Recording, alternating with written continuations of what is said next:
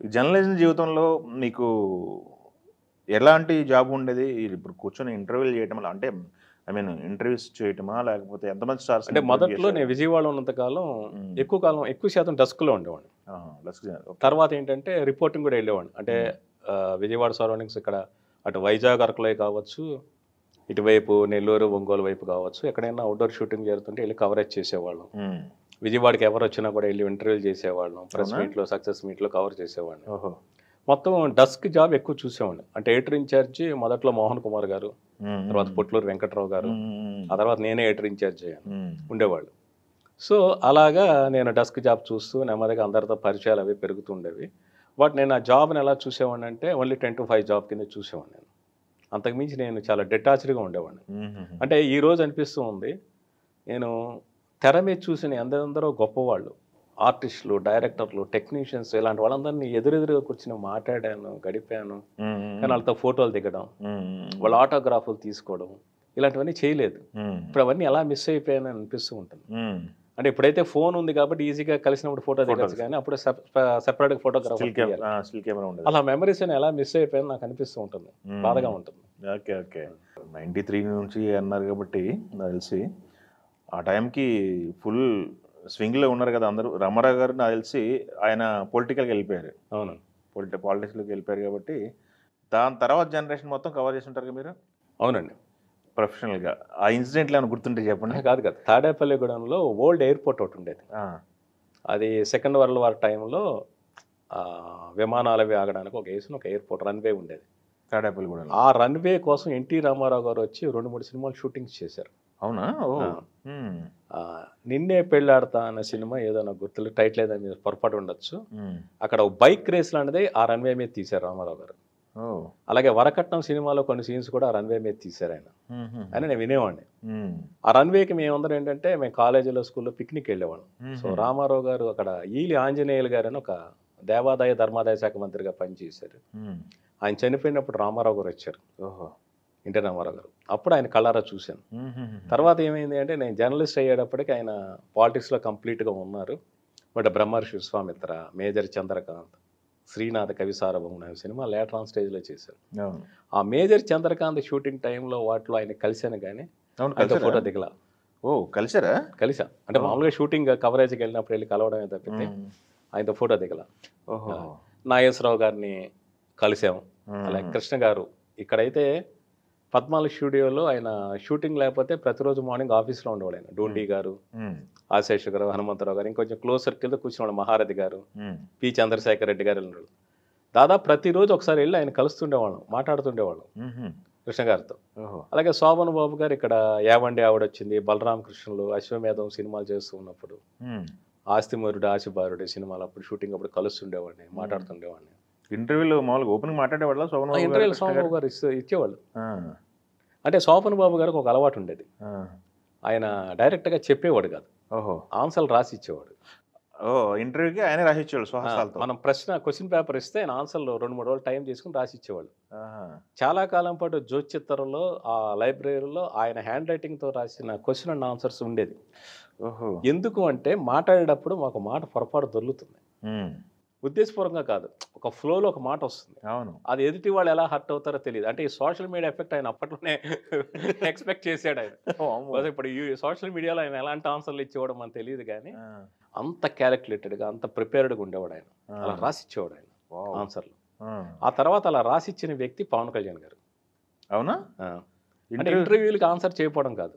ఒకసారి చిరంజీవి గారి బర్త్డేకి ఏదన్నా డిఫరెంట్గా చేద్దామని చిరంజీవి గారి గురించి నాగబాబు గారి బాండింగ్, పవన్ కళ్యాణ్ గారి బాండింగ్, ఈ రెండు వేద్దామని డిసైడ్ అయ్యాను.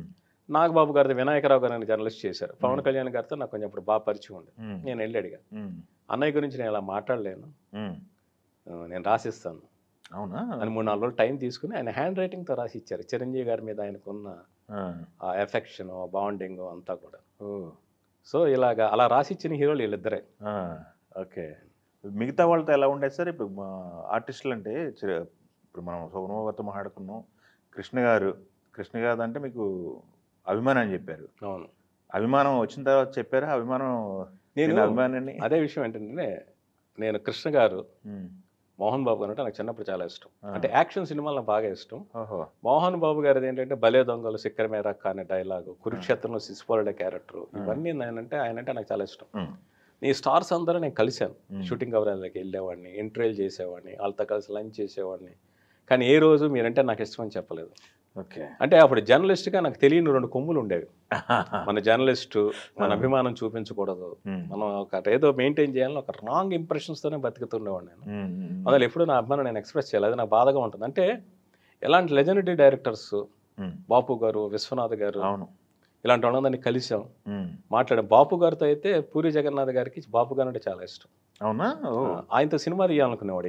ఈయన ప్రొడ్యూసర్గా, బాపు గారు డైరెక్షన్లో. పూరి జగన్నాథ్ ప్రొడ్యూసర్, బాపు గారు డైరెక్షన్లో సినిమా తీయాలి. సరే ఒకసారి మాట్లాడదాం రండి అని చెప్పి రాధా గోపాలం షూటింగ్ జరుగుతుంది సారథి స్టూడియోస్లో. శ్రీకాంత్ గారు, స్నేహ గారు, బాపు గారు షూటింగ్ వెళ్ళాం. జగన్ గారితో పాటు వెళ్ళి ఒక దాదాపు 1-2 గంటలు ఉండి బాపు గారితో పాటు కూర్చొని లంచ్ చేసి వచ్చాం. ఇప్పుడు అలాంటప్పుడు ఆయన్ని కలిసినప్పుడు ఆయనతో ఫోటో ఎందుకు దిగలేదు, ఆయన ఆటోగ్రాఫ్ అని తీసిన నాకు ఇప్పుడు బాధగా అనిపిస్తుంది. అలాగే విశ్వనాథ్ గారు, చాలా మంది, దాసనారాయణ గారితో అయితే ఏమన్నారు ఆయన సినిమా తీద్దామని వచ్చాం మీతో అంటే అలా ఏం కాదు, సినిమా చేయాలని ఆలోచనలో ఈయన ఉన్నారు. ఆయన సరదాగా జోకులు వేస్తుండేవాళ్ళు బాపు గారు. అప్పుడు ఆయన వేసిన జోక్ నాకు బాగా గుర్తేంటి అంటే, స్నేహ హీరోయిన్ ఆవిడ, అదే హీరోయిన్ ఇంప్రెస్ చేయాలని చెప్పి మనం తీసిన పాత సినిమాల క్యాసెట్లు అంటే ఇచ్చామండి అనేసి అది జోక్ వేశారు బాబు గారు. ఓకే. అలాగే ముళ్ళపూడి గారు కూడా వేసిన జోక్ మర్చిపోలేను. ఆయన ఏదో ఒక ఫారెన్ వెళ్ళాడంట, వెళ్ళి ఏం తినాలి అని చెప్పి చూసి మెనూ కార్డ్ చూసాడట. అంతా జపనీస్ లాంగ్వేజ్లో ఏదో పేర్లు, కింద ఐటమ్స్, పక్కన రేట్లో. ఆయన ఏం చేయాలి, ఇది ఒక సెలెక్ట్ చేసి నేను తెప్పించండి. అక్కడ మా చెఫ్ అండి అన్నాడంట. Okay okay okay super. Okay, మీరు చెప్తున్నారు దాసరి గారు. దాసరి గారు అయితే జర్నలిస్టులతో చాలా బాగా సరదాగా ఉండేవాళ్ళు. అంటే మనం కొంతమంది దగ్గరికి రోజు రెగ్యులర్గా వెళ్ళి ఒక ఆస్థాన సభ జరుగుతుండేది కదా, అలా వెళ్ళి కూర్చోవచ్చు ఎనీ టైం, ఏ మూమెంట్ అయినా అడగచ్చు, ఏదైనా అడగచ్చు. ఆయన తడుముకోకుండా దేనికి భయపడేవాడు కాదు, దేని గురించి అయినా మాట్లాడేవాడు ఆయన. ఓకే, అంత ఫ్రీగా ఉండేవాళ్ళు. అంటే ఇదివరకు మీడియా ఇండస్ట్రీ ఫ్రెండ్లీగా ఉండేది, at the same time cinema industry కూడా మీడియా ఫ్రెండ్లీగా ఉండేది. ఇద్దరి మధ్య మ్యూచువల్ అండర్స్టాండింగ్, మ్యూచువల్ కోఆపరేషన్ ఉండేది. సో అటువంటి టైమ్స్లో జర్నలిస్ట్గా పనిచేయడం వల్ల చాలామందిని కలవడం, వాళ్ళతో మంచి ర్యాపో మెయింటైన్ చేయడం లాంటివన్నీ జరిగాయి. ఓ సూపర్ సూపర్ అండి. హీరోయిన్స్ ఎలా ఉండేవాళ్ళు సార్? హీరోయిన్స్ అప్పుడు రిజర్వ్డ్గా ఉండేవాళ్ళ? లేదు, మామూలుగా మాట్లాడేవాళ్ళు. అంటే ఇప్పుడు నాకు సౌందర్య గారు బాగా, ఆవిడ మొదటి సినిమా రాజేంద్ర గారి అన్నప్పటి నాకు బాగా పరిచయం. ఆవిడ బాగా మాట్లాడేవాళ్ళు నాతో. అవునా? పలకరించేవాళ్ళు అప్పట్లో హీరోయిన్స్లో. ఆవిడని జ్యోతిచిత్ర కవర్ పేజీకి అడిగితే ఆవిడ టైం తీసుకుని స్పెషల్ కవర్ పేజీ చేసేవాళ్ళు. ఓహో, స్పెషల్ షూట్లు. సంక్రాంతికి కవర్ పేజీ కావాలంటే ఆవిడ టైం తీసుకుని ప్రశాంత్ కుటుంబం స్పెషల్ ఫోటో షూట్ చేసేవాళ్ళు. అలా హీరోయిన్లు అందరూ కూడా చాలా బాగా మీడియాతో చాలా బాగా మాట్లాడుతుండేవాళ్ళు. రిజర్వ్డ్గా ఉండడం అనేది బాగా తక్కువ. అంటే కొంతమంది బాలీవుడ్ నుంచి వచ్చిన హీరోయిన్స్ లాంగ్వేజ్ ప్రాబ్లము లైక్ ఇంకో తెలియదు కానీ కొంత డిస్టెన్స్ మెయింటైన్ చేసేవాళ్ళు. కానీ సౌత్ ఇండియన్ హీరోయిన్స్ అందరూ కూడా మీడియాతో సరదాగా మాట్లాడేవాళ్ళు.